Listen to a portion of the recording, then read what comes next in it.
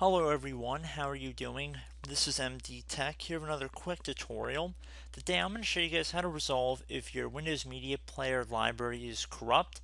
So this is going to be a pretty straightforward tutorial and we're going to just jump right into it. So you want to open up the Start menu and type in Services. Should be listed as a desktop app on Windows 10. You want to open that up.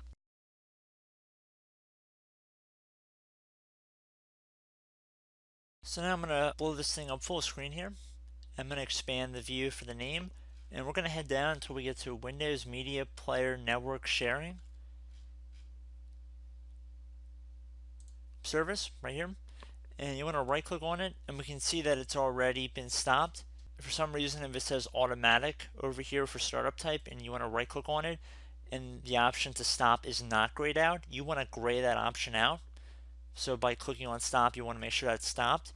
Once you're done doing that, you want to close out of the services window, and then you want to head back over to the start button, right click on it, and then left click on run from this menu.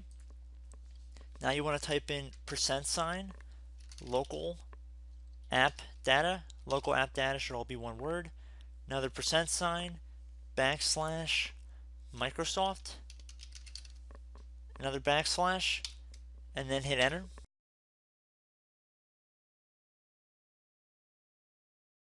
So now where it says media player, you want to right click on it and then select delete. Now this will initiate Windows to start rebuilding your media library. It should not delete your music, so you should not have to worry about that.